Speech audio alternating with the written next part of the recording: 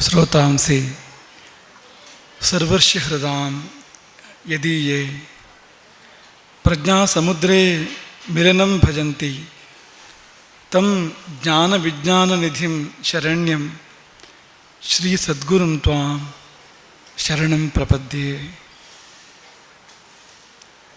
आपदामपहर्तारं दातारं सर्वसंपदां लोकाभिरामं श्रीरामं भूयो भूयो नमाम्यहम्।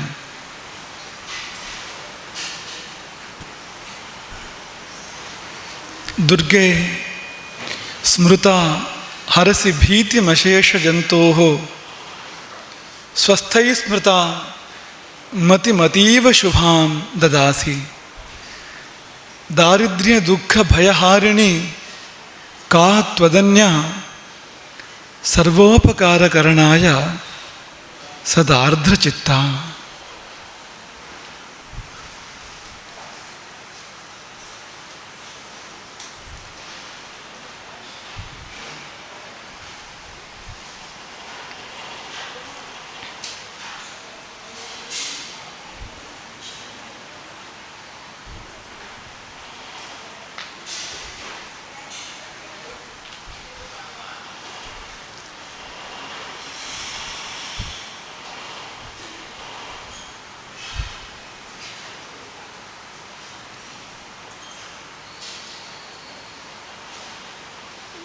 ಮೊದಲನೇದಾಗಿ ಶಾಂತಿಕಾ ಪರಮೇಶ್ವರಿಯಾಗಿ ಈ ಹೊಳೆಗದ್ದೆಯ ಪುಣ್ಯಭೂಮಿಯಲ್ಲಿ ಪ್ರಕಟಗೊಂಡ ಜಗಜ್ಜನನಿಯನ್ನು, ಮೊದಲ ತಾಯಿಯನ್ನು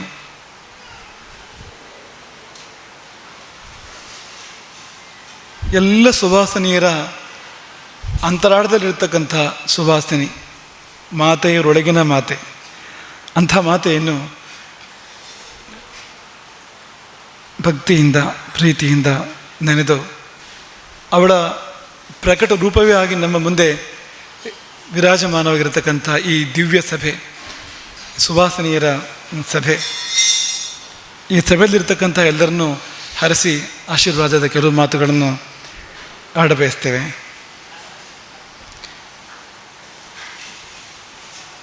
ಈ ದಿನದ ಹಾಗೆ ಯಾವ ದಿನವೂ ಕೂಡ ಇಲ್ಲ, ಅಂಥ ಒಂದು ದಿನ ಇದಾಗಿದೆ.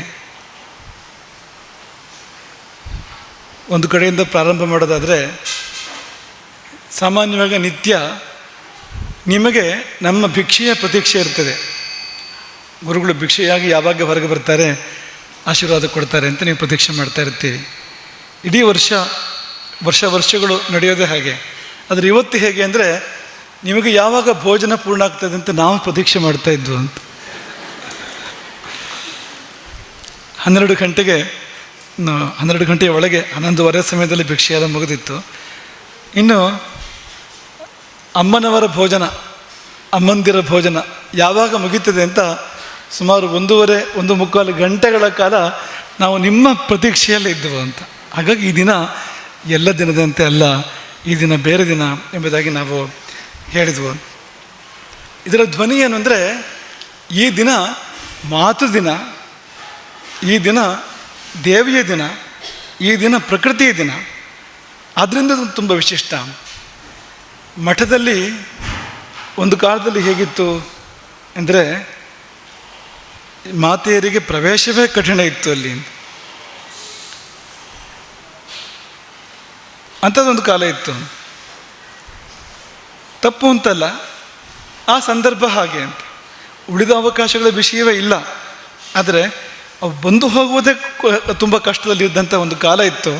ಆದರೆ ಈ ಕಾಲ ಹೇಗೆ ಬಂದಿದೆ ಅಂದರೆ, ತಾಯಂದಿರನ್ನು ಅಂದರೆ ಮಹಿಳೆಯರನ್ನು ಕರೆಸಿ ಪೂಜಿಸಿ ಭೋಜನ ಮಾಡಿಸಿ ಅವರನ್ನು ಕೂರಿಸಿ ಸಭೆ ಮಾಡ್ತಕ್ಕಂಥ ಒಂದು ದಿನ ಈಗ ಬಂದಿದೆ ನೋಡಿ.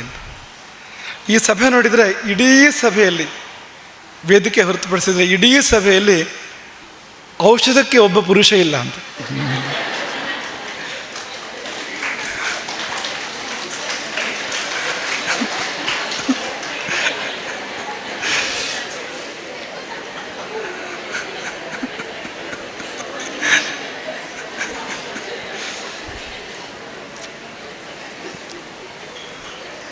ಸಾಮಾನ್ಯವಾಗಿ ದರ್ಶನನ್ನು ಗಮನಿಸೋರು ಯಾರೂ ಇರೋದಿಲ್ಲ. ಆತ ಚಿತ್ರ ತೆಗೆದ ನಂತರ ಚಿತ್ರ ಗಮನಿಸೋರು ತುಂಬ ಜನ ಇರ್ತಾರೆ, ಆತನ ನೋಡೋರು ಯಾರೂ ಇರೋದಿಲ್ಲ.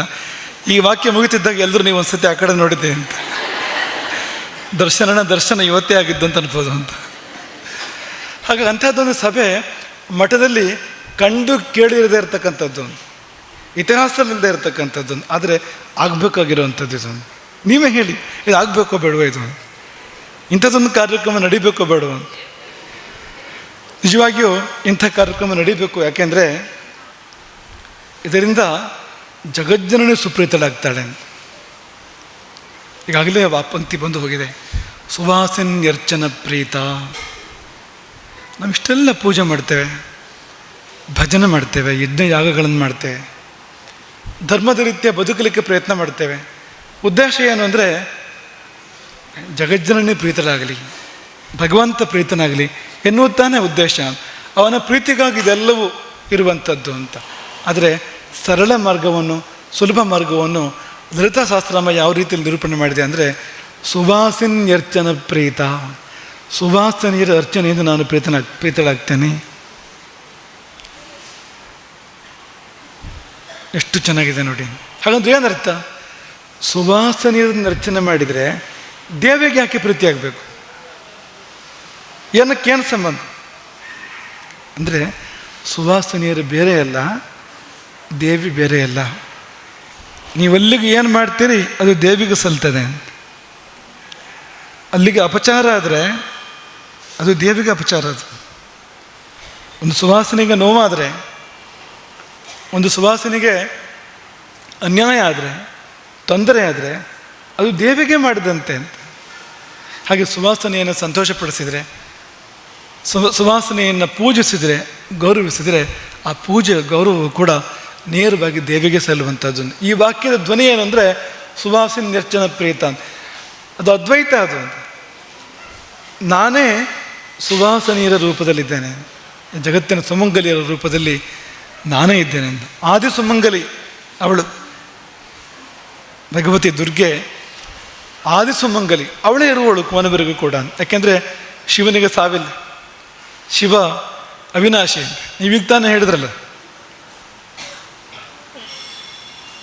ಚಿತಾಭಸ್ಮಾಲೇಪ ಗರಲಮಶನಂ ದಿಕ್ಪಟತರ ಜಟಾಧಾರಿ ಕಂಠೆ ಭುಜಗಪತಿಹಾರಿ ಪಶುಪತಿ ಕಪಾಲಿ ಭೂತೇಶ ಭಜತಿ ಜಗದೀಶೈಕ ಪದವಿ ಭವಾನಿ ತ್ವತ್ಪಾಣಿಗ್ರಹಣ ಪರಿಪಾಟಿ ಫಲಮಿತಂ. ಶಂಕರಾಚಾರ್ಯರು ಏನು ಹೇಳ್ತಾರೆ ಅಂದರೆ, ಇವಳು ಸುಮಂಗಲಿ ಆಗಿರುವುದಕ್ಕೆ ಶಿವ ಆಗಿದ್ದಾನೆ ಅಂತ.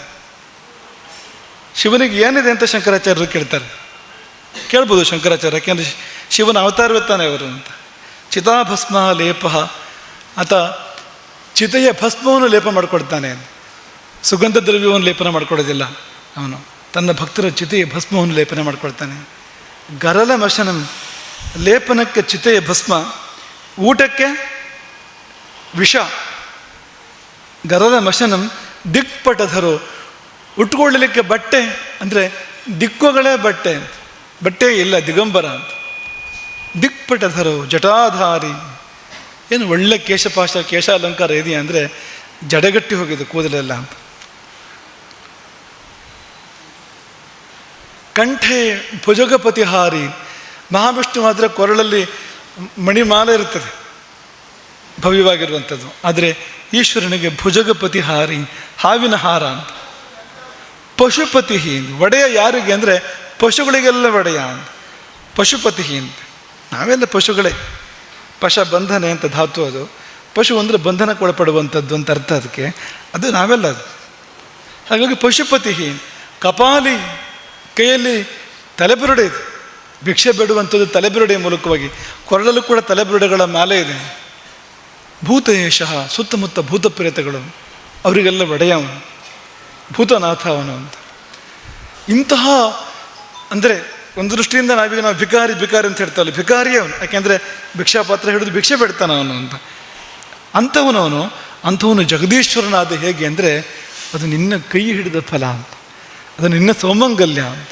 ಭವಾನಿ ತ್ವತ್ ಪಾಣಿಗ್ರಹಣ ಪರಿಪಾಟಿ ಫಲಮಿದಂ. ಜಾತಕ ಬದಲಾಗ್ತದೆ ಅಂತ ಹೇಳ್ತಾರೆ, ಮದುವೆ ನಂತರ ಜಾತಕ ಬದಲಾಗ್ತದೆ ಅಂತ, ಪುರುಷನದ್ದಾಗಲಿ ಸ್ತ್ರೀಯದ್ದಾಗಲಿ. ಅವರ ಜಾತಕ ಏನೇ ಇರಲಿ, ಮದುವೆ ಆದಾಗ ಆಕೆಯ ಜಾತಕವನ್ನು ಹೊಂದಿ ಈತನ ಜಾತಕ ಬದಲಾಗ್ತದೆ. ಒಂದು ವೇಳೆ ಆಕೆಯ ಜಾತಕದಲ್ಲಿ ಚಕ್ರವರ್ತಿ ಯೋಗ ಇದ್ದರೆ ಆಕೆ ಅನುಭವಿಸೋದು ಹೇಗೆ ಚಕ್ರವರ್ತಿ ಯೋಗವನ್ನು? ಇವನು ಚಕ್ರವರ್ತಿ ಆಗ್ತಾನೆ, ಗಂಡ ಚಕ್ರವರ್ತಿ ಆಗ್ತಾನೆ. ಆಕೆಯ ಜಾತಕದಲ್ಲಿ ಭಾರಿ ಶ್ರೀಮಂತಿಕ ಯೋಗ ಇದ್ದರೆ ಇವನಾಗಲೇಬೇಕು, ಬೇರೆ ದಾರಿ ಇಲ್ಲ, ಗಂಡನು ಶ್ರೀಮಂತನಾಗಲೇಬೇಕು ಅಂತ. ಹಾಗಾಗಿ ಶಂಕರಾಚಾರ್ಯರು ಹೇಳೋದು, ಇದು ನಿನ್ನ ಪಾಣಿಗ್ರಹಣ ಮಾಡಿದ ಫಲ ಏನು ಅಂದರೆ ಅವನು ಇಂಥವನು ಜಗದೀಶ್ವರನಾದ ಅಂತ ಇಲ್ಲಿ ಹೇಳ್ತಾರೆ. ಇನ್ನೊಂದು ಕಡೆಯಲ್ಲಿ ಸೌಂದರ್ಯ ಲಹರಿಯಲ್ಲಿ ಅವ್ರು ಹೇಳ್ತಾರೆ, ಎಲ್ಲರೂ ನಾಶ ಹೊಂದ್ತಾರೆ, ಸೃಷ್ಟಿಯ ಕೊನೆಯಲ್ಲಿ ಎಲ್ಲರೂ ನಾಶ ಹೊಂದ್ತಾರೆ. ವಿನಾಶಂ ಕೀನಾಶೋ ಭಜತಿ. ನೀವು ಕೇಳಿದ್ದೀರಿ ಆ ಶ್ಲೋಕವನ್ನು ಅಂತ. ಎಲ್ಲರನ್ನೂ ನಾಶ ಮಾಡುವ ಯಮನೇ ನಾಶವಾಗ್ತಾನೆ, ಇಂದ್ರ ನಾಶ ಆಗ್ತಾನೆ, ಯಾರೂ ಉಳಿಯುವುದಿಲ್ಲ, ದೇವತೆಗಳು ಯಾರೂ ಕೂಡ ಉಳಿಯುವುದಿಲ್ಲ. ಪ್ರಳಯ ಆಗುವಾಗ ಎಲ್ಲರೂ ಕೂಡ ಅಸ್ತರಾಗ್ತಾರೆ. ಆದರೆ ಶಿವ ಮಾತ್ರ ಅಸ್ತನಾಗೋದಿಲ್ಲ, ಶಿವ ಉಳ್ಕೊಳ್ತಾನೆ. ಯಾಕೆಂದರೆ ಅದು ನೀನು ಹಚ್ಚಿಕೊಂಡ ಕುಂಕುಮದ ಫಲ ಅಂತ. ಆ ಕುಂಕುಮ ಒಮ್ಮೆ ನೀನು ಹಚ್ಚಿಕೊಂಡಿದ್ದು ಅವಿನಾಶಿ, ಅದು ಶಾಶ್ವತ, ಅದು ಅದರ ಫಲವಾಗಿ ಶಿವ ವಿಷ ಕುಡಿದ್ರೂ ಕೂಡ ಸಾಯಲಿಲ್ಲ ಅಂತ.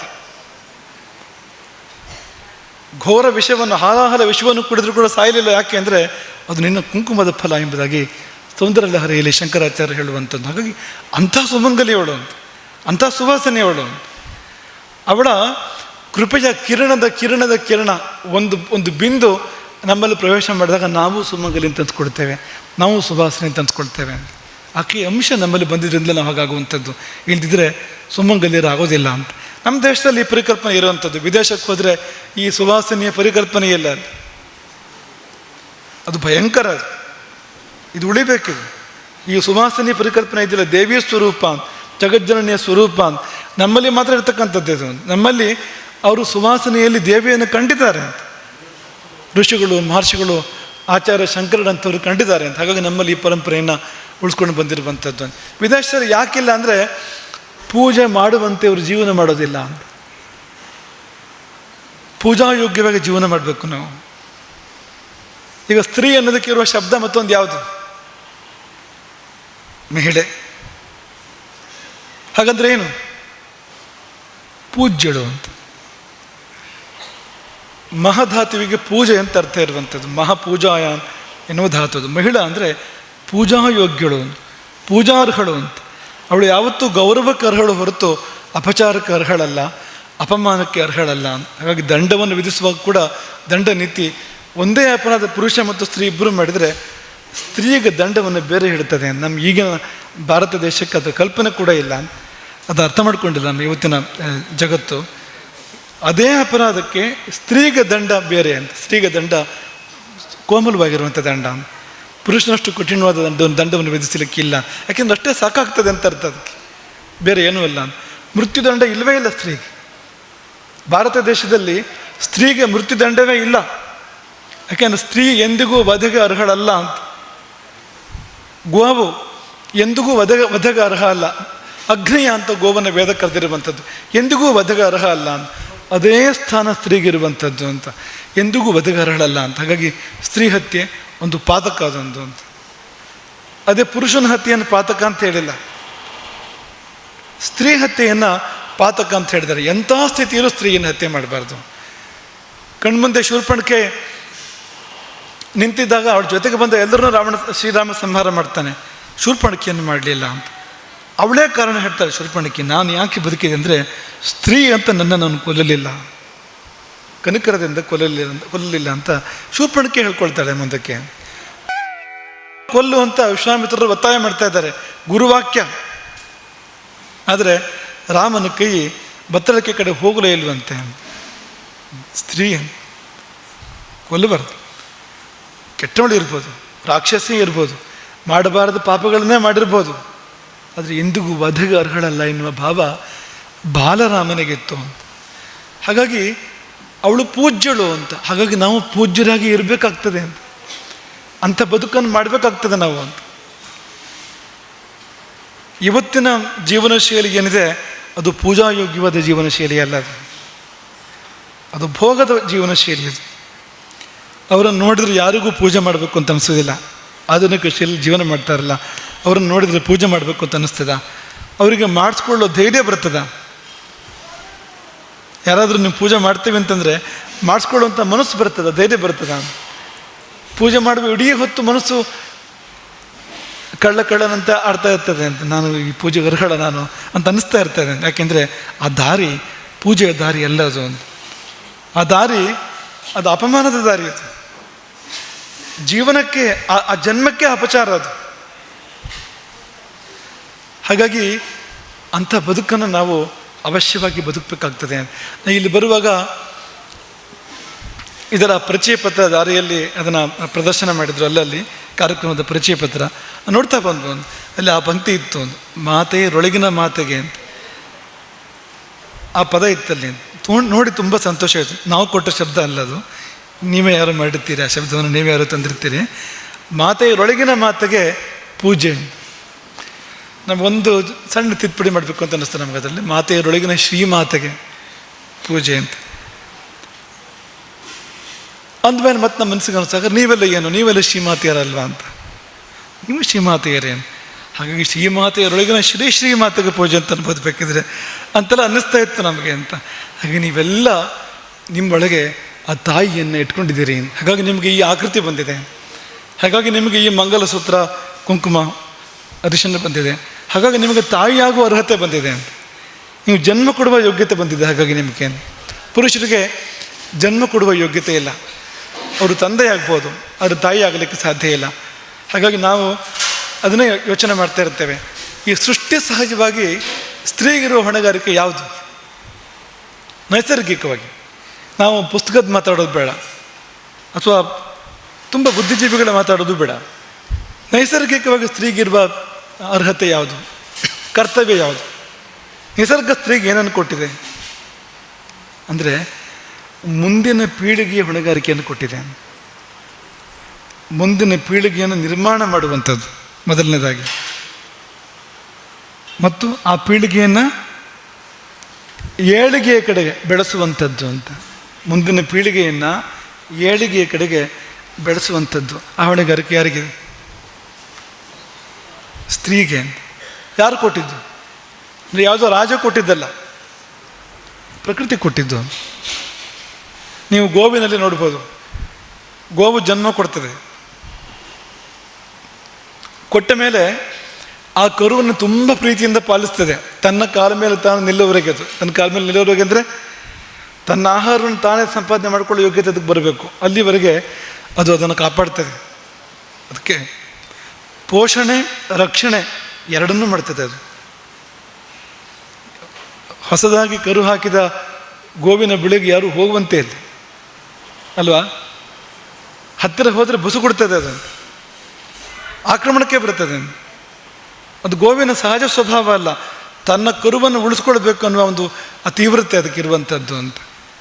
ಪ್ರಾಣ ಬೇಕಾದ್ರೂ ಕೊಡ್ತದೆ, ಅದು ಕರುವನ್ನು ಉಳಿಸ್ಕೊಳ್ತದೆ, ತನ್ನ ಕರುವನ್ನು. ಹಾಗೆ ಹಾಲು ಕೊಟ್ಟು ಆ ಕರುವನ್ನು ಬೆಳೆಸ್ತದೆ, ಮೈ ನೆಕ್ಕಿ ಅದಕ್ಕೆ ಆರೋಗ್ಯವನ್ನು ಕೊಡ್ತದೆ ಆ ಕರುವಿಗೆ, ಎಲ್ಲವನ್ನು ಮಾಡ್ತದೆ. ನೋಡಿ, ಇಷ್ಟೆಲ್ಲ ಮಾಡಿ ಆ ಕರು ಮತ್ತೊಂದು ಗೋವಾಗುವವರೆಗೆ, ಮತ್ತೊಂದು ನಂದಿ ಆಗುವವರೆಗೆ ಅದೆಲ್ಲ ಮಾಡ್ತದಲ್ಲ, ಆ ನಂದಿ ಎಲ್ಲಿ ಹೋಗಿದೆ ಅಂತ, ಯಾವ ನಂದಿಯ ಕರುವ ಇದು, ಆ ನಂದಿ ಎಲ್ಲಿದೆ ಅದು ಗೊತ್ತೇ ಇಲ್ಲ ಅಂತ. ಈಗ ತನ್ನ ಕರು ಹುಟ್ಟಿದ್ದು, ಅದು ಹುಟ್ಟಿದೆಯೋ ಹುಟ್ಟಲಿಲ್ವೋ, ಅದು ಬೆಳೆದಿದೆಯೋ, ಅದು ಏನಾಯಿತು ಅಂತ ಗೊತ್ತಾದರೂ ಇದೆಯಾ ಅಂದರೆ ಅದಕ್ಕೆ ಗೊತ್ತು ಕೂಡ ಇಲ್ಲ. ಅದಕ್ಕೆ ನಿಸರ್ಗ ಅಷ್ಟರ ಮಟ್ಟಿಗೆ ತಾಯಿಗೆ ಹೊಣೆಯನ್ನು ಕೊಟ್ಟಿದೆ ಅಂತ. ಅಂದರೆ ಜನ್ಮ ಮತ್ತು ವಿಕಾಸದ ಇಡೀ ಹೊಣೆಯನ್ನು ತಾಯಿಗೆ ನಿಸರ್ಗ ಕೊಟ್ಟಿರುವಂಥದ್ದು. ನಂದಿಯನ್ನು ನಾವು ನಿಂದಿಸ್ತಾ ಇರುವಂಥದ್ದಲ್ಲ, ಪ್ರಕೃತಿ ಹಾಗಿಟ್ಟಿದೆ ಅಂತ, ಮುಗೀತು ಅಂತ. ಮುಂದೆ ಎಲ್ಲೂ ನಂದಿ ಚಿತ್ರದಲ್ಲೇ ಇಲ್ಲ ಅಂತ. ಗರ್ಭಾಧಾನ ಆದ ಬಳಿಕ ನಂದಿ ಚಿತ್ರದಲ್ಲೇ ಇಲ್ಲ, ಮುಂದೆ ಇಡೀ ತಾಯಿಯ ಕರ್ತವ್ಯ. ಹಾಗೆ ಸಮಾಜದಲ್ಲಿ ಸ್ತ್ರೀಯ ಪಾತ್ರ ಏನು, ಸಮಾಜವನ್ನು ಉಳಿಸ್ತಾಳೆ ಅವಳೇ ಅಂತ. ಮುಂದಿನ ಪೀಳಿಗೆಯನ್ನು ನಿರ್ಮಾಣ ಮಾಡುವ ಮೂಲಕವಾಗಿ ಈ ಸಮಾಜಕ್ಕೆ ಮುಂದುವರಿಕೆ ಇರುವಂತೆ ಮಾಡ್ತಾಳೆ ಅವಳು.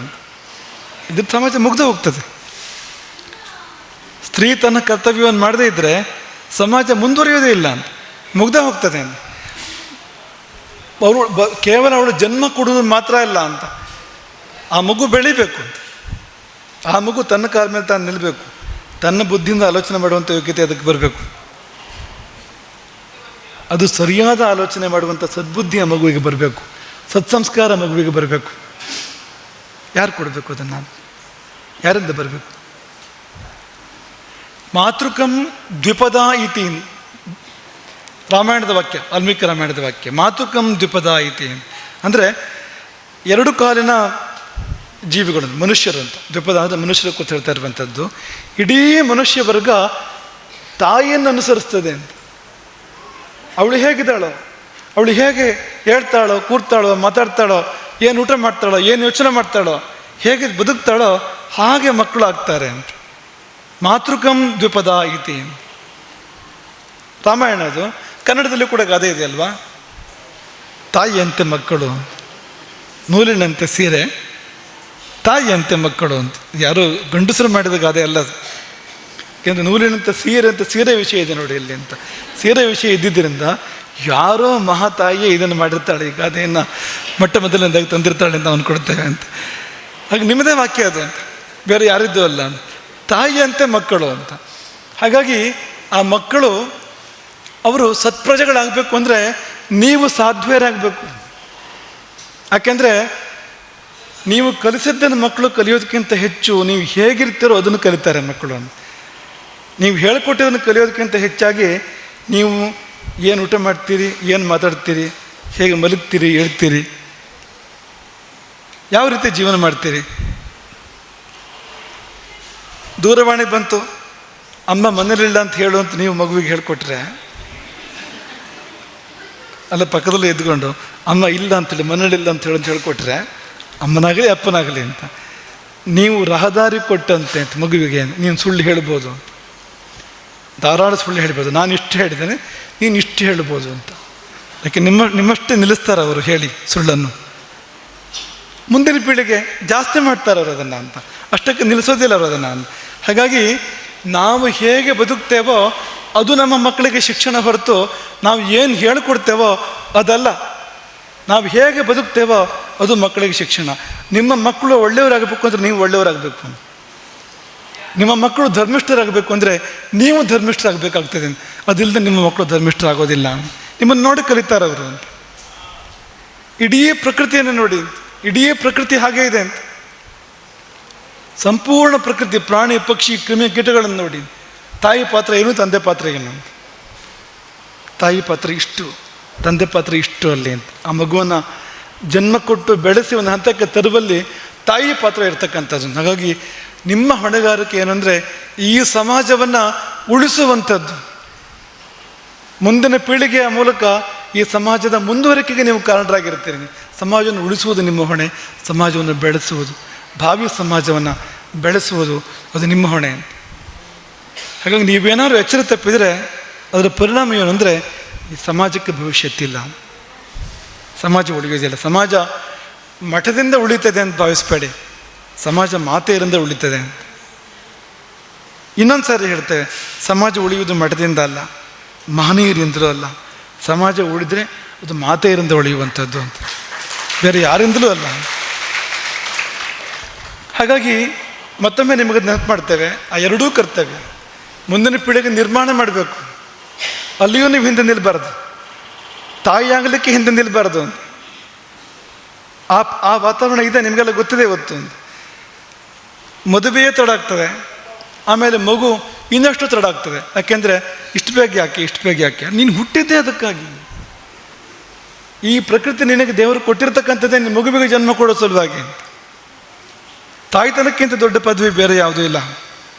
ಜಗತ್ತಿನ ಸರ್ವೋಚ್ಚ ಪದವಿ ಇದು. ನೀವು ಜಗಜ್ಜನನಿಗೆ ನೀವು ಸಮೀಪ ಆಗ್ತೀರಿ. ನೀವು ಯಾವಾಗ ತಾಯಿ ಆಗ್ತೀರೋ ಜಗಜ್ಜನನಿಗೆ ಸಮೀಪ ಆಗ್ತೀರಿ. ಇಡೀ ಜಗತ್ತಿಗೆ ಜನ್ಮ ಕೊಟ್ಟಿದ್ದಾರೆ ಅವಳು. ನೀವು ಸೃಷ್ಟಿಯ ಒಂದು ಬಿಂದುವಿಗೆ ಜನ್ಮ ಕೊಟ್ಟಿರ್ತೀರಿ. ನೀವು ಅಷ್ಟು ನೀವು ಅವಳ ಹತ್ರ ಬರ್ತೀರಿ ನೀವು.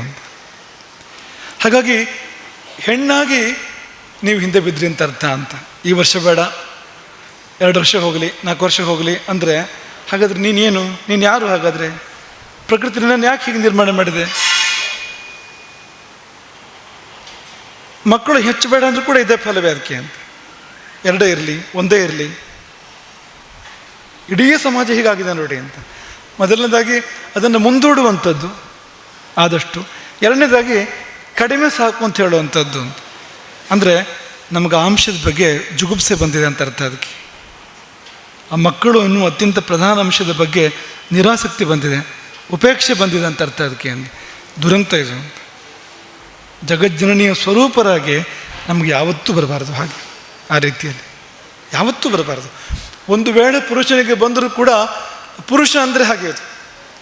ಸಾಂಖ್ಯರು ಹೇಳುವಾಗ ಪುಷ್ಕರ ಫಲಾಶವನ್ನು ನಿರ್ಲಿಪ್ತ ಅಂತ ಪುರುಷ ಪ್ರಕೃತಿಯನ್ನು ವಿಭಾಗ ಮಾಡಿ ಈ ಪುರುಷ ತತ್ವ ಪ್ರಕೃತಿ ತತ್ವ. ಪುರುಷ ಅನ್ನೋದು ಈ ಕಮಲದ ಎಲೆ ಇದ್ದ ಹಾಗೆ ಅಂತ, ನಿರ್ಲಿಪ್ತ ಅಂತ, ಅಂಟುಕೊಳ್ಳೋದೆಲ್ಲ ಯಾವುದಕ್ಕೂ ಅಂತ. ಅಂಟಿಕೊಳ್ಳುವ ಸ್ವಭಾವ ಕಡಿಮೆ ಇರ್ತದೆ ಪುರುಷರಿಗೆ, ಸಹಜವಾಗಿ ಅಂಟಿಕೊಳ್ಳುವ ಸ್ವಭಾವ ಕಡಿಮೆ ಇರ್ತದೆ. ಅಂಟು ರಾಗ ಅದು ಕಡಿಮೆ ಇರ್ತದೆ ಅಂತ. ಆ ಪ್ರಕೃತಿ ಹಾಗೆ ಅಂತ. ಆ ಸ್ತ್ರೀಯರಿಗೆ ಜಾಸ್ತಿ ಇರ್ತದೆ ಅದು. ಪ್ರತಿಯೊಂದಕ್ಕೂ ಅಂಟುಕೊಳ್ತಾರೆ. ತನ್ನ ಗಂಡ, ತನ್ನ ಮಕ್ಕಳು, ತನ್ನ ಮನೆ, ತನ್ನ ಕುಲ ಕುಟುಂಬ, ತನ್ನ ದೇವರು ಅನ್ನೋಲಿಂದ ಆರಂಭ ಮಾಡಿ ತನ್ನ ಸೀರೆ ಅನ್ನೋಲಿವರೆಗೂ, ತನ್ನ ಆಭರಣ ಅನ್ನೋಲಿವರೆಗೂ ತಪ್ಪಲ್ಲ ಅವರಿಗೆ ಅಂತ. ಮಹಿಳೆಯರಿಗೆ ತಪ್ಪಲ್ಲ, ನಿಮ್ಮನ್ನು ತಮಾಷೆ ಮಾಡೋದಲ್ಲ ಅಂತ. ವಸ್ತ್ರದ ಬಣ್ಣವನ್ನು ಹೇಳುವಾಗ ಸ್ತ್ರೀಯರಿಗೆ ಹೇಳುವಾಗ ಎಲ್ಲ ಬಣ್ಣಗಳ ವಸ್ತ್ರ ಉಡ್ಬೋದು ಅಂತ ಹೇಳಿದೆ. ಸ್ತ್ರೀಯರಿಗೆ ಎಲ್ಲ ಬಣ್ಣಗಳನ್ನು ಉಡ್ಬೋದು, ಪ್ರಕೃತಿ ಅವಳು ಅಂತ. ಅವರು ಸರ್ವಾಭರಣ ಭೂಷಿತರಾಗಿರಬೇಕು ಅಂತ ಶಾಸ್ತ್ರ ಹೇಳ್ತದೆ. ಅವರು ವಿರಾಗಿ ನಿರಂತೆ ಇರಬೇಕು ಅಂತ ಶಾಸ್ತ್ರ ಹೇಳೋದಿಲ್ಲ. ಸರ್ವಾಭರಣ ಭೂಷಿತರಾಗಿರಬೇಕು, ಬಗೆ ಬಗೆಯ ಬಣ್ಣದ ಬಟ್ಟೆಗಳನ್ನು ಧಾರಣೆ ಮಾಡಬೇಕು ಅಂತ. ಪುರುಷನಿಗೂ ಹಾಗೆ ಹೇಳಿಲ್ಲ ಅಂತ. ಪುರುಷನಿಗೂ ಹಾಗೆ ಹೇಳಿಲ್ಲ. ಪುರುಷನಿಗೆ ತುಂಬ ಅಲಂಕಾರವನ್ನು ಕೂಡ ಹೇಳಿಲ್ಲ. ಅದು ಸ್ತ್ರೀಯರಿಗೆ ಹೇಳಿದೆ ಅದನ್ನು ಅಂತ. ಹಾಗಾಗಿ ಕಾಡಿಗೆ ಹೊರಟು ನಿಂತ ಸೀತೆಗೆ ವಲ್ಕಲವನ್ನು ತೊಡಿಸಲಿಕ್ಕೆ ವಸಿಷ್ಠರು ಒಪ್ಪಲಿಲ್ಲ, ದಶರಥನೂ ಒಪ್ಪಲಿಲ್ಲ. 14 ವರ್ಷ ವನವಾಸಕ್ಕೆ ಎಷ್ಟು ಸೀರೆ ಬೇಕಾಗ್ಬೋದು, ಎಷ್ಟು ಆಭರಣ ಬೇಕಾಗ್ಬೋದು, ಎಲ್ಲವನ್ನು ಎಣಿಸಿ ಲೆಕ್ಕ ಮಾಡಿ ಕೊಡ್ತಾನೆ ದಶರಥ. ಅದನ್ನು ತೊಗೊಂಡು ಹೋಗ್ತಾರೆ ಕಾಡಿಗೆ ಅವರು. ಯಮುನಾ ನದಿಯನ್ನು ದಾಟುವಾಗ ತೆಪ್ಪವನ್ನು ಮಾಡ್ಕೊಂಡು ಯಮುನಾ ನದಿಯನ್ನು ದಾಟ್ತಾರೆ. ರಾಮಲಕ್ಷ್ಮಣರು ಸ್ವತಃ ತೆಪ್ಪವನ್ನು ತಯಾರು ಮಾಡಿ ಆ ತೆಪ್ಪದ ಮೇಲೆ ಸೀತೆಗೆ ಕುಳ್ಳಿರಲಿಕ್ಕೆ ಅಂತ ವಿಶೇಷ ಆಸನವನ್ನು, ಬೆತ್ತ ಮತ್ತು ನೇರಳೆಯ ವಿಶೇಷ ಆಸನ ತಯಾರು ಮಾಡಿ ಅಲ್ಲಿ ಆಕೆಯನ್ನು ಕೂರಿಸ್ತಾರೆ. ಕೂರಿಸಿ ಪಕ್ಕದಲ್ಲಿ ಆಕೆಯ ವಸ್ತ್ರ ಮತ್ತು ಆಭರಣಗಳ ಗಂಟನ್ನು ಇಟ್ಟರು ಅಂತಿದೆ ರಾಮಾಯಣದಲ್ಲಿ. ರಾವಣ ಸೀತೆಯನ್ನು ಅಪಹಾರ ಮಾಡಿದ ದಿನವೂ ಕೂಡ ಆಕೆ ಪೀತಾಂಬರವನ್ನು ಹುಟ್ಟಿದ್ದು ಅಂತ ಇದೆ. ನೀವು ದೂರದರ್ಶನದಲ್ಲಿ ನೋಡಿದ ರಾಮಾಯಣ ಬೇರೆ ಇರ್ಬೋದು, ಅವರು ಮೂಲ ರಾಮಾಯಣನ ಓದಿರೋದಿಲ್ಲ, ನಿಜವಾದ ರಾಮಾಯಣನ ಓದಿರೋದಿಲ್ಲ. ಸೀತೆ ಕಾಡಿಗೆ ಹೋಗಿದ್ದು ಸೌಭಾಗ್ಯ ಸಂಪನ್ನೆಯಾಗಿ ಹೋಗಿರ್ತಕ್ಕಂಥದ್ದು, ಸರ್ವಾಲಂಕಾರ ಭೂಷಿತಿಯಾಗಿ ಹೋಗಿರುವಂಥದ್ದು. ಅವಳು ಹೊರಡುವಾಗ ಅಲಂಕಾರ ಮಾಡಿಕೊಡ್ತಾಳೆ. ಕಾಡಿಗೆ ಹೊರಡುವಾಗ ಆ ಅರಮನೆ ಶೋಭಿಸ್ತು ಅಂತಿದೆ. ಅರಮನೆ ಮಾಡ್ಕೊಂಡು ಸೀತೆ ಅರಮನೆ ಮಧ್ಯದಲ್ಲಿ ಅಲಂಕಾರ ಮಾಡ್ಕೊಂಡು ಸೀತೆ ಅರಮನೆ ಮಧ್ಯದಲ್ಲಿ ಹೇಗೆ ಕಂಡ್ಲು ಅಂದರೆ, ಅವಳ ವಿಷಯ ಇರಲಿ ಅರಮನೆ ಬೆಳಗ್ಗೆ ಹೋಯ್ತು ಆ ಅಲಂಕಾರದಿಂದಾಗಿ ಅಂತ. ಹಾಗೆ ಅವಳು ಕಾಡಿಗೆ ಹೋಗಿರುವಂಥದ್ದು ಸೀತೆ ಅಂತ. ಇದಕ್ಕೆಲ್ಲ ನಿಮ್ಗೆ ಅರ್ಹತೆ ಇದೆ, ಹೀಗೆ ಬೇಕಾಗಿರುವಂಥದ್ದು ಇದೆಲ್ಲವೂ ಕೂಡ. ಹಾಗಾಗಿ ಇದರಲ್ಲಿ ತಪ್ಪು ಕಲ್ಪನೆ ಮಾಡ್ಕೊಳ್ಬೇಡಿ. ಈ ನಮ್ಮ ಮಾತನ್ನು ನೀವು ನಿಮ್ಮ ಗಂಡಂದ್ರಿಗೆ ಕೇಳಿಸ್ಬೋದು, ಏನು ತೊಂದರೆ ಇಲ್ಲ. ಮನೆಗೆ ಹೋದಂತ ನೀವು ಕೆಲವರಾದ್ರೂ ಕೇಳಿಸ್ತೀರಿ ಅಂತ ಗೊತ್ತಿದೆ ನನಗೆ ಅಂತ. ಆ ಸಂದರ್ಭಗಳು ಬರ್ತದೆ. ನೀವು ಒಂದು ಹೊಸ ಸೀರೆ ತಗೊಳ್ಳುವಾಗ, ಹೊಸ ಆಭರಣ ತಗೊಳ್ಳುವಾಗ ಮುದ್ದಾಂ ಇದನ್ನು ಕೇಳಿಸಿ, ನಮಗೆ ಹೀಗೆ ಇರಲಿಕ್ಕೆ ಶಾಸ್ತ್ರ ಹೇಳಿದೆ ಅಂತ ಗುರುಗಳೇ ಹೇಳ್ತಾರೆ ಅಂತ ಕೇಳಿಸಿ, ಏನು ತೊಂದರೆ ಇಲ್ಲ ಅಂತ. ಅವರು ಒಂದು ಅಂಗಿ ಕಡಿಮೆ ತರಲಿ, ತೊಂದರೆ ಇಲ್ಲ. ಒಂದು ವಾಹನ ಕಡಿಮೆ ತರಲಿ, ಅವರು ಏನು ತೊಂದರೆ ಇಲ್ಲ. ನಿಮ್ಮನ್ನು ಚೆನ್ನಾಗಿ ಇಟ್ಟಿರಲಿ, ಅವರು ಇಡಬೇಕು, ಅವರು ಕರ್ತವ್ಯ ಅವರದ್ದು ಅಂತ. ನಿಮಗೆ ಹೊಟ್ಟೆ ತುಂಬ ಉಣಿಸಿ ಪೂರ್ತಿ ನಿಮ್ಗೆ ಏನೇನು ಬೇಕೋ ಆಭೂಷಣಗಳು ವಸ್ತು ಏನು ಬೇಕೋ ಎಲ್ಲ ಕೊಡಬೇಕಾಗಿದ್ದು ಅವ್ರ ಕರ್ತವ್ಯ. ಗಂಡಸು ಅಂದರೆ ಅದು, ಪುರುಷ ಅಂದರೆ ಮಾಡಬೇಕು ಅನ್ನೋದನ್ನು ಅಂತ ಮಾಡಬೇಕಾಗಿರುವಂಥದ್ದು ಅಂತ. ಹಾಗಾಗಿ ಅಲ್ಲಿ ಏನೋ ನೀವು ಅವ್ರಿಗೇನೋ ನೀವು ರಿಯಾಯಿತಿ ಕೊಡಬೇಕು ಅಂತಿಲ್ಲ ಅಂತ, ಮಾಡಬೇಕು ಅಂತ. ಪ್ರತಿಯಾಗಿ ನೀವು ಈ ಸಮಾಜವನ್ನು ಉಳಿಸ್ಬೇಕು ಅಂತ, ಸಮಾಜವನ್ನು ಉಳಿಸ್ಬೇಕು. ನಾವು ನಿಮ್ಮನ್ನು ಕೇಳ್ತಾ ಇರುವಂಥದ್ದು ಸಮಾಜವನ್ನು ಉಳಿಸ್ಬೇಕು ಅಂತ. ಇಡೀ ಸಮಾಜದ ಬಗ್ಗೆ ಯೋಚನೆ ಮಾಡಿ. ನಾಳೆ ಒಂದು ದಿನ ಇಡೀ ನಮ್ಮ ಸಮಾಜವೇ ತೆಗೆದುಕೊಂಡ್ರೆ ಅದು ಇಷ್ಟೇ ಇದ್ದರೆ ಸಮಾಜ ಒಟ್ಟು ಸಂಖ್ಯೆ 320 ಹೇಗಿರ್ಬೋದು? ಇಡೀ ಊರಿನಲ್ಲಿ ಒಂದು ಮನೆ ಹೇಗಿರ್ಬೋದು ವಾತಾವರಣ? ಯೋಚನೆ ಮಾಡಿ ನೀವು. ಅವ್ರ ಬದುಕು ಹೇಗಿರ್ಬೋದು ಅಂತ. ಅಷ್ಟು ಅಲ್ಪಸಂಖ್ಯಾತರಾಗುವಾಗ, ನಾಳೆ ಒಂದು ದಿನ ಸಮಾಜ ಅಷ್ಟು ಕಡಿಮೆ ಸಂಖ್ಯೆಯನ್ನು ಹೊಂದುವಾಗ, ಉಳಿದವರ ಸಂಖ್ಯೆ ಹೆಚ್ಚಾಗುವಾಗ ಉಳಿದವರು ಹೇಗೆ ನಡೆಸ್ಕೊಳ್ತಾರೆ ಇವರನ್ನು? ನಿಮ್ಮ ಮೊಮ್ಮಕ್ಕಳನ್ನು, ಮರಿಮಕ್ಕಳನ್ನು, ಮುಂದಿನ ಪೀಳಿಗೆ ಹೇಗೆ ನಡೆಸ್ಕೊಳ್ಬೋದು? ಆಲೋಚನೆ ಮಾಡಿ ಅಂತ. ಕಷ್ಟ ಇದೆ ತುಂಬ ಅಂತ. ನಿಮ್ಮದೇ ಮುಂದಿನ ಪೀಳಿಗೆಯನ್ನು ಉಳಿದವರು ಅವರ ಸಂಖ್ಯೆಯ ಕಾರಣಕ್ಕೆ ಹೇಗೆ ನಡೆಸ್ಕೊಳ್ಬೋದು? ತುಳಿತಾರೆ ಅಂತ, ಅನ್ಯಾಯ ಮಾಡ್ತಾರೆ. ನಮ್ಮ ಮುಂದಿನ ಪೀಳಿಗೆ ಆಗ್ತದೆ ಇದು ಅಂತ. ತಪ್ಪಿಸಬೇಕು ಅಂದರೆ ನಮ್ಮಲ್ಲಿ ಸಂಖ್ಯಾಬಲ ಇರಬೇಕಾಗ್ತದೆ ಅಂತ. ಸಂಖ್ಯಾಬಲ ಇದ್ದಾಗ ಹಾಗೆ ಮಾಡಲಿಕ್ಕೆ ಸುಲಭ ಇಲ್ಲ. ಕೊನೆ ಪಕ್ಷ ನಾವು ಇರುವ ಪ್ರದೇಶದಲ್ಲಿ ಆದರೂ ಸಂಖ್ಯಾಬಲದೊಂದಿಗೆ ನಾವಿದ್ದರೆ ನಮಗೊಂದು ಮರ್ಯಾದೆ ಇರ್ತದೆ, ನಮಗೆ ಜನ ಬೆಲೆ ಕೊಡ್ತಾರೆ, ಅವಕಾಶಗಳನ್ನು ಕೂಡ ಕೊಡ್ತಾರೆ, ತುಳಿಯೋದಿಲ್ಲ. ಇಲ್ಲಿವರೆಗೆ ವ್ಯಾಪ್ತಿ ಇದೆ ಅದಕ್ಕೆ ಅಂತ. ಹಾಗಾಗಿ ಸಮಾಜವನ್ನು ಉಳಿಸಿ ಬೆಳೆಸುವ ಸಲುವಾಗಿ ನೀವು ತಾಯಂದಿರಾಗೋದಕ್ಕೆ ಸಿದ್ಧ ಇರಬೇಕು. ಯಾವತ್ತು ನಿಮ್ಮ ಮಕ್ಕಳಿಗೂ ಅದನ್ನು ಹೇಳ್ಕೊಡ್ಬೇಕು, ಮಕ್ಕಳಿಗೂ ಆ ಸಂಸ್ಕಾರ ಕೊಡಬೇಕು. ಯಾವತ್ತೂ ನೀನು ತಾಯಿ ಆಗಲಿಕ್ಕೆ ಹಿಂಜರಿಬಾರದು. ಮಕ್ಕಳನ್ನು ಬೆಳೆಸುವಾಗ ಜೋಪಾನವಾಗಿ ಬೆಳೆಸಬೇಕು, ಸಂಸ್ಕಾರ ಕೊಟ್ಟು ಬೆಳೆಸಬೇಕು, ಸತ್ಪ್ರಜೆಯಾಗಿ ಬೆಳೆಸಬೇಕು. ಎರಡು ಕರ್ತವ್ಯ.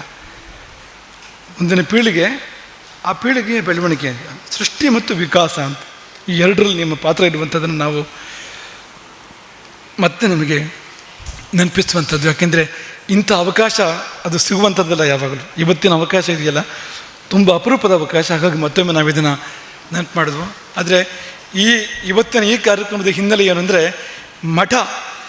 ಶ್ರೀಮಠಕ್ಕೆ ವಿಪತ್ತುಗಳ ಸರಣಿ ಬಂದಾಗ ಈ ಶ್ರೀಮಠದ ಈ ರಕ್ಷಣೆ ಸಲುವಾಗಿ ಅನೇಕ ಕಡೆ ಅನೇಕ ಪ್ರಾರ್ಥನೆಗಳಾಗಿವೆ. ಹಾಗೆ ಇಲ್ಲಿಯೂ ಆಗಿದೆ. ಈ ಅಮ್ಮ ತುಂಬ ಮಹಿಮಾನ್ವಿತೆ, ಹೊಳೆಗದ್ದೆಯ ಅಮ್ಮ ತುಂಬ ಶಕ್ತಿಶಾಲಿನಿಯವಳು, ತುಂಬ ಮಹಿಮಾನ್ವಿತೆಯವಳು. ಕುಂಕುಮ ಹಾಕಿದಲ್ಲಿ ಹುತ್ತ ಎದ್ದು ಬಂದಿರುವಂಥ ಸ್ಥಳ ಇದು. ತಾನು ಇಲ್ಲಿರ್ತೇನೆ ಅಂತ ತಾನೇ ತೋರಿಸಿ ಬಂದು ನಿಂತಿರ್ತಕ್ಕಂಥ ಸ್ಥಳ ಅದು. ಈ ಜಾಗ ನನಗೆ ಸಲ್ಲುವಂಥದ್ದು. ಈಗ ನಾವು ನಮ್ಮಷ್ಟಕ್ಕೆ ಎಲ್ಲೋ ಒಂದು ಕಡೆಗೆ ದೇವಸ್ಥಾನ ಕಟ್ತೇವೆ, ಅದಲ್ಲ. ಅಲ್ಲಿ ಅಮ್ಮ ಬರಲೇಬೇಕು ಅಂತ ಏನಿಲ್ಲ, ದೇವರು ಬರಲೇಬೇಕು ಅಂತ ಏನಿಲ್ಲ. ಆದರೆ ತಾನೇ ಇಲ್ಲಿ ತಾನು ಇರ್ತೇನೆ ಅಂತ, ಇಂತಹ ಸ್ಥಳದಲ್ಲಿ ಇರ್ತೇನೆ ಅಂತ ಸ್ವಪ್ನ ದೃಷ್ಟಾಂತ ಮಾತ್ರವೇ ಆದರೆ ಸ್ವಪ್ನ ಏನೇನು ಕಾಣ್ಬೋದು ಅಂತ. ಊಟ ಮಾಡಿದ ಹೆಚ್ಚು ಕಡೆ ಸ್ವಪ್ನ ಏನು ಬಿಡ್ಬೋದು ಅಂತೆಲ್ಲ ಹೇಳ್ಬೋದು ಬೇಕಾದರೆ. ಆದರೆ ಸ್ವಪ್ನದಲ್ಲಿ ಕಂಡಂತೆ ಕುಂಕುಮ ಹಾಕಿಕೊಂಡು ಬಂದಾಗ ಒಂದು ಸ್ಥಾನದಲ್ಲಿ ವಲ್ಮೀಕ ಹುತ್ತ ಎದ್ದು ಬಂತು ಅಂದರೆ ಅಲ್ಲಿಗೆಲ್ಲ ಅಮ್ಮನ ಸಾನ್ನಿಧ್ಯ ಹೇಗಿರಬೇಕು ಅಂತ. ಅಮ್ಮನ ನೈಸರ್ಗಿಕ ಸಾನ್ನಿಧ್ಯ, ನೈಜ ಸಾನ್ನಿಧ್ಯ ಇರ್ತಕ್ಕಂಥ ಸ್ಥಳ ಇದು. ಅಮ್ಮನ ಆಯ್ಕೆಯ ಸ್ಥಳ.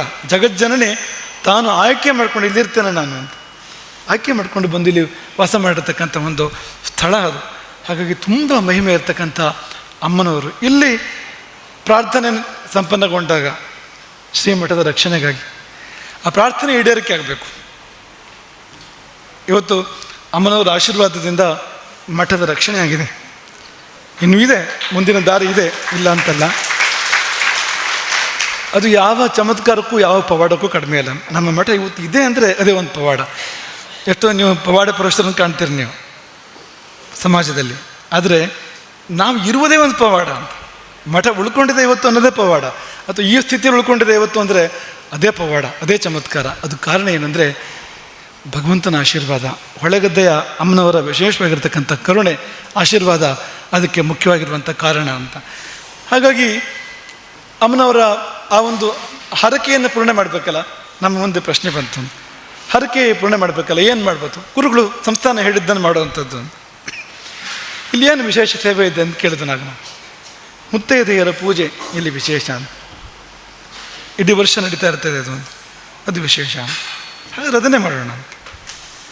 ಅದನ್ನೇ ಮಾಡೋಣ ಅಂದರೆ ಈಗ ನಮ್ಮ ಸಮಸ್ಯೆ ಏನಂದರೆ, ಈಗ ನೀವು ಯಾರಾದರೆ ಮುತ್ತೈದೆಯರ ಪೂಜೆ ಅಂದರೆ ಯಾವ ಒಂದು 4 ಜನ 5 ಜನ ಮುತ್ತೈದೆಯರ ಕರೆದು ಪೂಜೆ ಮಾಡಿಬಿಡ್ಬೋದು ನೀವು.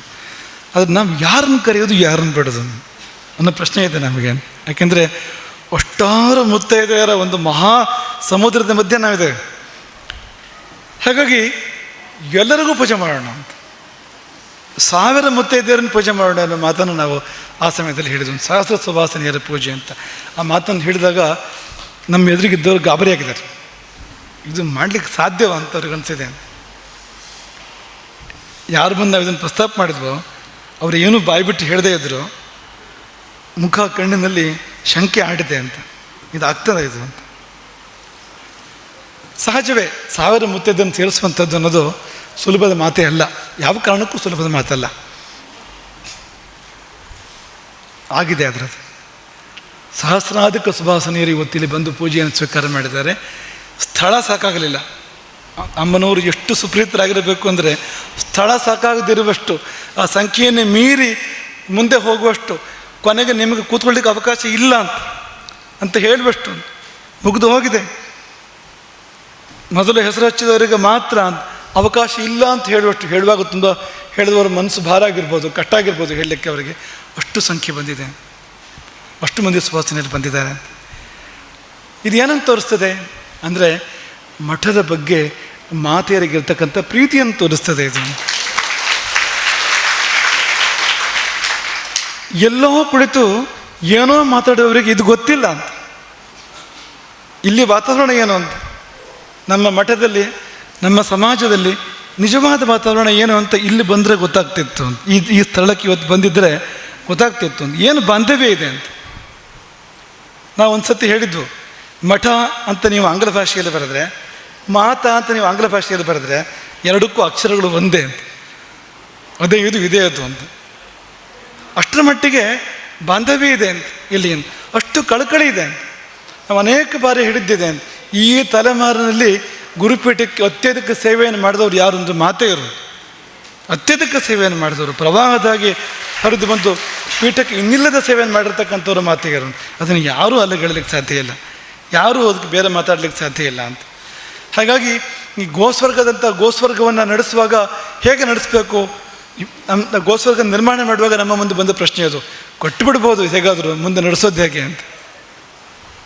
ಆಗ ನಮ್ಮ ಮನಸ್ಸಲ್ಲಿ ಸುಳಿದಾಡಿದ್ದು ಮಾತೆಯರಿದ್ದಾರೆ ಅಂತ. ಅವ್ರು ನಡೆಸಿದ್ರು ಅದನ್ನು ಅಂತ. ಮಾತೆಯರು ಯಾವ ಸಮರ್ಪಣೆಗಳನ್ನು ಗೋಸ್ವರ್ಗಕ್ಕೆ ಮಾಡಿದರೋ ಅದರ ಮೂಲಕವಾಗಿ ಗೋಸ್ವರ್ಗ ಇಲ್ಲಿವರೆಗೂ ನಡೆದಿರುವಂಥದ್ದು. ಹಾಗಾಗಿ ಗೋಸ್ವರ್ಗದ ಹೊಣೆಗಾರಿಕೆ ಇವತ್ತು ಮಾತೆಯರ ಹೆಗಲೇ ಇರಿದೆ, ಮಾತೃತ್ವನ ಹೆಗಲೇ ಇರಿದೆ ಇವತ್ತು. ಕಾರಣ ಏನಂದರೆ ಸೇವೆ ಕಾರಣ, ಸಮರ್ಪಣೆ ಕಾರಣ, ಅದಕ್ಕೆ ಬೇರೆ ಏನೂ ಅಲ್ಲ ಅಂತ. ನಾವು ಈಗ ಕೂತ್ಕೊಂಡು ಆಲೋಚನೆ ಮಾಡ್ತಾಯಿದ್ವು. ಅದು ಪೂರ್ವಾಶ್ರಮದ ಒಂದು ಸಂದರ್ಭ, ಅದು ಸನ್ಯಾಸ ಸ್ವೀಕಾರದ ಸಂದರ್ಭ.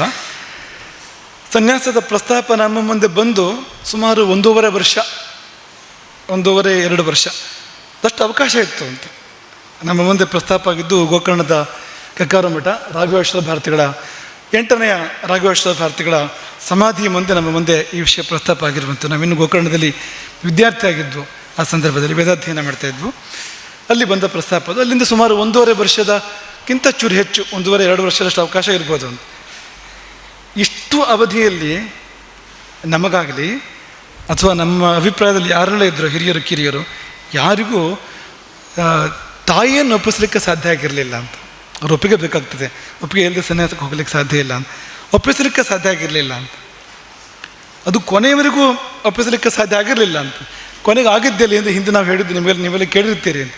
10ವರೆಗೆ ಸನ್ಯಾಸ ಸ್ವೀಕಾರ ಅಂದರೆ 10 ಗಂಟೆಗೆ ನಮಗೆ ಒಪ್ಪಿಗೆ ಸಿಕ್ಕಿರುವಂಥದ್ದು, ಆಶೀರ್ವಾದ ಸಿಕ್ಕಿರುವಂಥದ್ದು. ಆ ದಿನ ಬೆಳಿಗ್ಗೆ ಅದಾಗದೆ ನಾವು ಮುಂದಕ್ಕೆ ಹೋಗುವಂತಿಲ್ಲ ಅಂತ. ಅಲ್ಲಿವರೆಗೆ ನಮ್ಗೆ ಒಪ್ಪಿಗೆ ಸಿಕ್ಕಿರಲಿಲ್ಲ. ಕಾರಣ ಈ ತಾಯಿಯ ಪ್ರೀತಿ ಅನ್ನುವಂಥದ್ದು ಆಗಿರ್ತದೆ ಅಂತ. ನಿಮಗೆ ಯಾವ್ದಾದ್ರು ತಾಯಿ ಮುಂದೆ ಹೋಗಿ ನಿನಗೊಂದು 1 ಕೋಟಿ ರೂಪಾಯಿ ಕೊಡ್ತೇನೆ, ನಿನ್ನ ಮಗನನ್ನು ಕೊಡು ಅಂದರೆ ಅವಳು ಕೊಡೋದಿಲ್ಲ ಅಂತ. ಕೊಡ್ತಾಳೆ ಅವಳು, ಕೊಟ್ಟರು ಅವಳು ತಾಯಿಯಲ್ಲ. ಯಾವ ತಾಯಿಯವರು ಕೊಡ್ತಾಳ? ಕೊಹಿನೂರು ವಜ್ರ ಕೊಡ್ತೇನೆ ಅಂದರೂ ಕೂಡ ತಾಯಿ ಮಕ್ಕಳನ್ನು ಕೊಡೋದಿಲ್ಲ ಅಂತ. ಬಾಂಧವ್ಯ ಅದು ಅಂತ. ಯಾವುದೇ ತಾಯಿಗೆ ತನ್ನ ಮಗು ಎಲ್ಲ ರತ್ನಕ್ಕಿಂತ ಮಿಗಿಲು ಅಂತ. ಅವಳಿಗೆ ಕಿರೀಟ ಕೊಡ್ತೇನೆ ಅಂದರೂ ಕೂಡ ಬೇಡ ಅಂತ ಹೇಳ್ತಾಳೆ ಅವಳು ಅಂತ. ನನ್ನ ಮಗ ನನಗೆ ಮುಖ್ಯ ಅಂತ. ಒಪ್ಪಿಗೆ ಕೊಡುವಾಗ ಅಂಥ ಪರಿಸ್ಥಿತಿ ಬಂದಾಗ ಮಾತ್ರ ಒಪ್ಪಿಗೆ ಕೊಡ್ತಾಳೆ, ಇದ್ದಿದ್ರೆ ಒಪ್ಪಿಗೆ ಕೊಡೋದಿಲ್ಲ ಅಂತ. ಹಾಗೆ ಶಂಕರಾಚಾರ್ಯರು ಕೂಡ ಒಪ್ಪಿಗೆ ತಗೊಳ್ಳೋಕ್ಕೆ ಆಗಿರಲೇ ಇಲ್ಲವಂತೆ. ಅವರು ಬಹಳಷ್ಟು ಪ್ರಯತ್ನ ಪಡ್ತಾರೆ, ತಾಯಿ ಒಪ್ಪೋದೇ ಇಲ್ಲ. ಕೊನೆಗಳು ಒಪ್ಪಿದ್ದೆ ಯಾವಾಗ ಅಂದರೆ ಮಗುವಿನ ಜೀವದ ಪ್ರಶ್ನೆ ಬಂದಾಗ ಅಂತ. ನದಿ ಮಧ್ಯದಲ್ಲಿ ಮೊಸಳೆ ಮಗುವಿನ ಕಾಲನ್ನು ಹಿಡಿದಿದೆ, ತನ್ನ ಮಗನ ಕಾಲನ್ನು ಹಿಡ್ಕೊಂಡಿದೆ.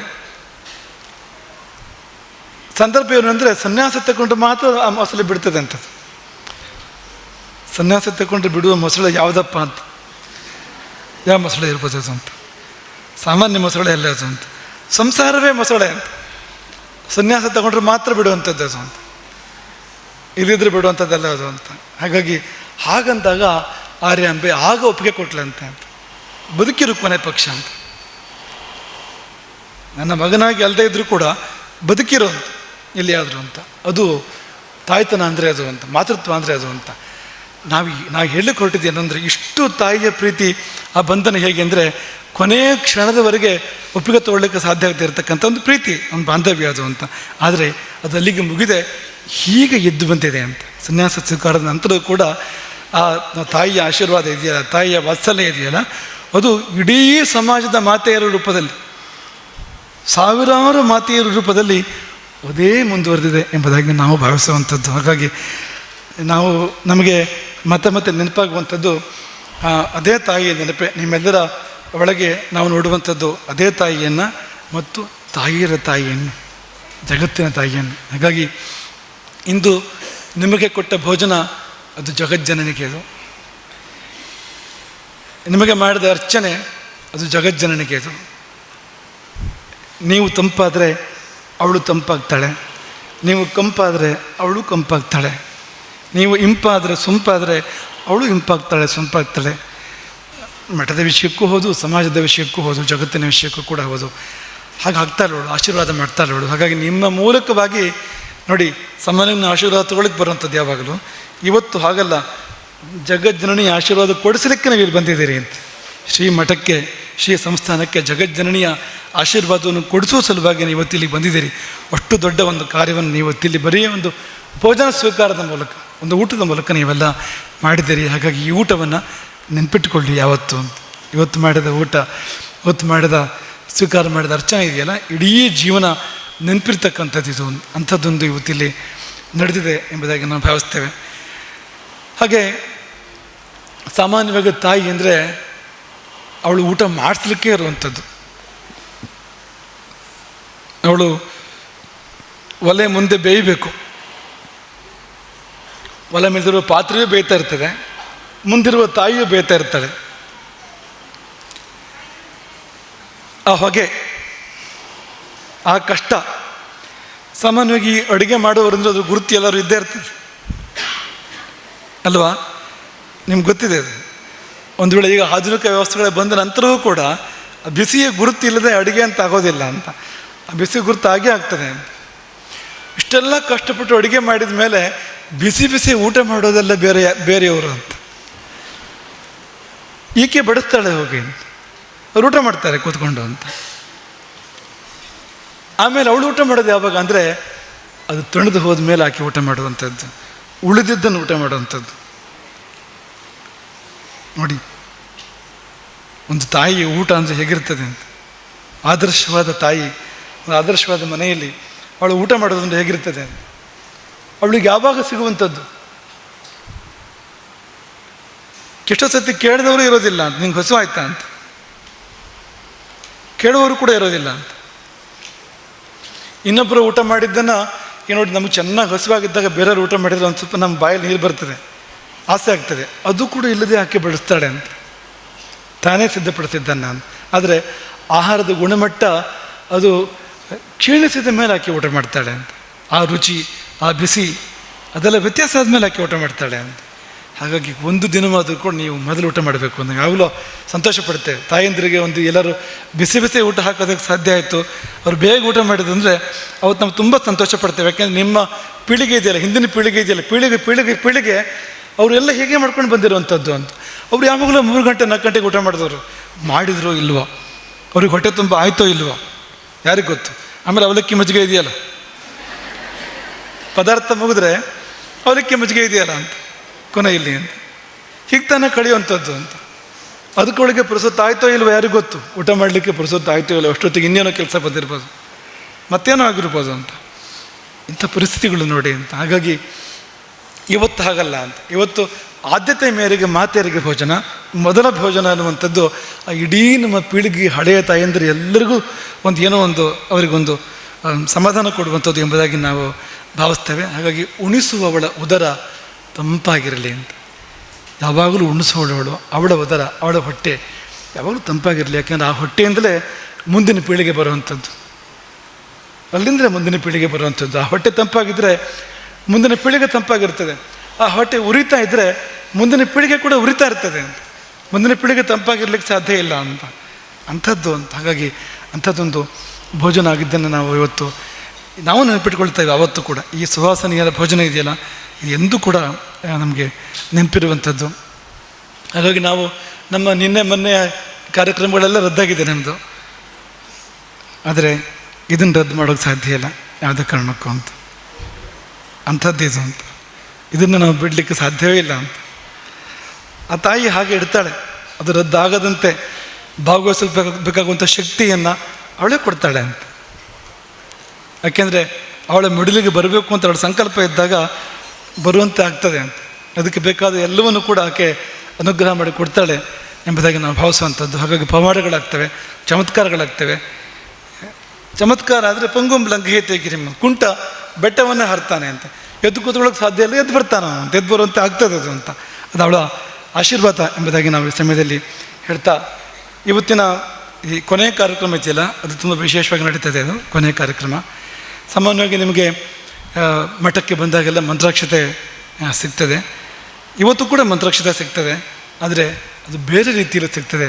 ಮಂತ್ರಾಕ್ಷತೆ ನಿಮಗೆ ಇವತ್ತು ಹೇಗೆ ಸಿಗ್ತದೆ ಅಂದರೆ, ನೀವು ಈ ಸಭೆಯ ಬಳಿಕ ನೇರ ಅಮ್ಮನವರ ಬಳಿಗೆ ಹೋಗಬೇಕು.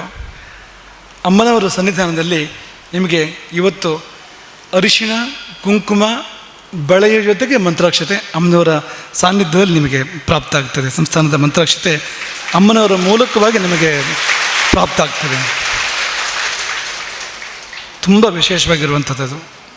ಅಲ್ಲಿ ಗುರುಕೃಪೆಯೂ ಸೇರಿದೆ, ಜಗಜ್ಜನನಿಯ ಕೃಪೆ ಕೂಡ ಸೇರಿದೆ, ಎರಡೂ ಸೇರಿದೆ. ನಿಮ್ಗೆ ಈಗಾಗಲೇ ಅರಿಶಿಣ ಕುಂಕುಮ ಬೆಳೆ ನಿಮಗೆ ಪ್ರಾಪ್ತ ಆಗಿದೆ, ಇಲ್ಲ ಅಂತಲ್ಲ. ಆದರೆ ಅದು ಸಂಸ್ಥಾನ ಕೊಡುವಂಥದ್ದು ಅಂತ. ಅಲ್ಲಿ ನಿಮಗೇನು ದೇವರ ಮುಂದೆ ಸಿಗ್ತದೆ, ಅದು ಪೀಠದ ಆಶೀರ್ವಾದವಾಗಿ ನಿಮಗೆ ಪ್ರಾಪ್ತ ಆಗುವಂಥದ್ದು. ಹಾಗಾಗಿ ನೀವು ಈ ಆಶೀರ್ವಚನದ ಬಳಿಕ ನೇರವಾಗಿ ಅಮ್ಮನವರ ಸನ್ನಿಧಿಗೆ ಹೋಗಿ, ಉತ್ತಮ್ಮನವರ ಶಾಂತಿಕಾ ಪರಮೇಶ್ವರಿಯ ಆಕೆಯ ಸನ್ನಿಧಿಗೆ ಹೋಗಿ, ಅಲ್ಲಿಂದ ನೀವು ಅರಿಶಿಣ, ಕುಂಕುಮ, ಬಳೆ ಮತ್ತು ಮಂತ್ರಾಕ್ಷತೆ, ನಾವಿಲ್ಲಿಂದ ಮಂತ್ರಾಕ್ಷತೆಯನ್ನು ಕೈ ಎತ್ತಿ ಕೊಟ್ಟಿರ್ತೇವೆ. ಆ ಮಂತ್ರಾಕ್ಷತೆ ಅಲ್ಲಿ ಅಮ್ಮನವರ ಬುಡದಲ್ಲಿ ನಿಮಗದು ಪ್ರಾಪ್ತ ಆಗ್ತದೆ. ಅದನ್ನು ತೆಗೆದುಕೊಂಡು ಹೋಗಿ, ಅದನ್ನು ತೆಗೆದುಕೊಂಡು ಹೋದ್ಮೇಲೆ ನೀವು ಎಂದೆಂದಿಗೂ ಸೌಭಾಗ್ಯವತಿಯರು. ನೀವು ನಿಮ್ಮ ಸೌಭಾಗ್ಯ, ನಿಮ್ಮ ಭಾಗ್ಯವೂ ಕೂಡ ಅದು ಬೆಳಗೋದ್ರಲ್ಲಿ ಯಾವ ಸಂಶಯವೂ ಇಲ್ಲ. ಅದರಲ್ಲೊಂದು ವಿಶೇಷ ಆಶೀರ್ವಾದ ಇರ್ಬೋದು. ಏನು ಅಂದರೆ, ಶಾಂತಿಕಾ ಪರಮೇಶ್ವರಿಯವಳು ಅವಳು ಏನು ಕೊಡ್ತಾಳೆ ಅಂದರೆ, ಅವಳು ಶಾಂತಿಯನ್ನು ಕೊಡ್ತಾಳೆ ಅಂತ. ತುಂಬ ಮುಖ್ಯವಾಗಿರುವಂಥದ್ದು ಜೀವನದಲ್ಲಿ ಶಾಂತಿ ಅಂತ. ಬೇರೆ ಎಲ್ಲಕ್ಕಿಂತ ಮುಖ್ಯ ಆ ಒಳ ಶಾಂತಿ, ಅಂತರಂಗದ ಶಾಂತಿ ಇದೆಯಲ್ಲ, ಅದಕ್ಕಿಂತ ಮುಖ್ಯವಾಗಿರುವಂಥದ್ದು ಯಾವುದೂ ಇಲ್ಲ. ಹಾಗಾಗಿ ಆ ಅರಿಶಿನ, ಕುಂಕುಮ, ಬಳೆ, ಮಂತ್ರಾಕ್ಷತೆಯಲ್ಲಿ ಗರ್ಭಿತವಾಗಿ ಶಾಂತಿ ನಿಮ್ಮನ್ನು ಸೇರಲಿ ಮತ್ತು ನಿಮ್ಮ ಮನೆಯನ್ನು, ನಿಮ್ಮ ಸಂಸಾರವನ್ನು ಸೇರಲಿ ಎಂಬುದಾಗಿ ನಾವು ಈ ಸಮಯದಲ್ಲಿ ಆಶೀರ್ವಾದ ಮಾಡುವಂಥದ್ದು. ಹಾಗೆ ನಿಮಗೆಲ್ಲರಿಗೂ ಗುರುಪೀಠದ ಅನಂತ ಅನಂತ ಅನಂತ ಆಶೀರ್ವಾದಗಳು. ಇಡೀ ಮಾತೃ ಸಮೂಹಕ್ಕೆ ಅನಂತ ಅನಂತ. ಅದಕ್ಕೆ ಇಷ್ಟು ಹೀಗೆ ಇತಿಮಿತಿ ಇಲ್ಲದೆ ಇರತಕ್ಕಂಥದ್ದು, ವರ್ಣನೆ ಮಾಡೋದಕ್ಕೆ ಸಾಧ್ಯ ಇಲ್ಲದಿರುವಂಥ ತುಂಬಿದ ಆಶೀರ್ವಾದವನ್ನು ನಿಮಗೆಲ್ಲರಿಗೂ ಈ ಸಮಯದಲ್ಲಿ ನಾವು ಕೊಡಬಯಸ್ತೇವೆ. ಹೀಗೆ ಮಾತೆಯರು ಪೀಳಿಗೆ ಬೆಳೆಯಲಿ, ಮಠವೂ ಬೆಳೆಯಲಿ, ಮಠವೂ ಉಳಿದು ಮಠವೂ ಬೆಳೆಯಲಿ, ಮಾತೆಯರು ಕೂಡ ಬೆಳೆದು ಎರಡು ಮಹಾಶಕ್ತಿಗಳು ನಮ್ಮ ಗುರುಮಠ ಮತ್ತು ಮಾತೆಯರು ಇಡೀ ಸಮಾಜವನ್ನು ಆತುಕೊಳ್ಳಲಿ, ಇಡೀ ಸಮಾಜವನ್ನು ಉಳಿಸಿ ಬೆಳೆಸಲಿ. ಮುಂದಿನ ಪೀಳಿಗೆ ಇದಕ್ಕಿಂತ ವಿಶೇಷ, ಇದಕ್ಕಿಂತ ಶ್ರೇಷ್ಠ ಎನ್ನುವಂತಾಗಲಿ. ಸಮಾಜ ಸುಭಿಕ್ಷವಾಗಿ, ಸಮೃದ್ಧವಾಗಿ, ಧರ್ಮಶೀಲವಾಗಿ, ಸತ್ಯನಿಷ್ಠವಾಗಿ, ಶಾಶ್ವತವಾಗಿ ಬಾಳಲಿ, ಒಳ್ಳೆ ರೀತಿಯಿಂದ ಬಾಳಲಿ ಎಂಬುದಾಗಿ ಈ ಸಮಯದಲ್ಲಿ ನಾವು ಹಾರೈಸ್ತೇವೆ. ಮಾತ್ರ ಅಲ್ಲ, ಶಾಂತಿಕಾ ಪರಮೇಶ್ವರಿಯ ಚರಣಾರವಿಂದದಲ್ಲಿ ಪ್ರಾರ್ಥನೆಯನ್ನು ಕೂಡ ಅದೇ ಪ್ರಾರ್ಥನೆ ಅಂತ. ಇಡೀ ಸಮಾಜವನ್ನು ಉಳಿಸಿ ಬೆಳೆಸು. ಸಮಾಜದ ಎರಡು ಕಣ್ಣು ದೀಪ ಇದ್ದಂತೆ, ಎರಡು ದೀಪ ಇದ್ದಂತೆ ಅಂತ. ಮಾತೆ ಮತ್ತು ಮಠ, ಗುರುಪೀಠ ಎರಡನ್ನೂ ಕೂಡ ಉಳಿಸಿ ಬೆಳೆಸು ಎಂಬುದಾಗಿ ಅವಳ ಸನ್ನಿಧಿಯಲ್ಲೂ ಪ್ರಾರ್ಥನೆ ಮಾಡ್ತೇವೆ. ಎಲ್ಲರಿಗೂ ಒಳ್ಳೆಯದಾಗಲಿ ಅಂತ ಪುಣ್ಯ ಆಗ್ತದೆ. ಹರೇ ರಾಮ. ಶ್ರೀಮದ್ ಜಗದ್ಗುರು ಶಂಕರಾಚಾರ್ಯ ಶ್ರೀಮದ್ ರಾಘವೇಶ್ವರ ಭಾರತಿ ಸ್ವಾಮಿ ಮಹಾರಾಜ್ ಕಿ, ಅಂಬಾ ಮಾತಾ ಕಿ.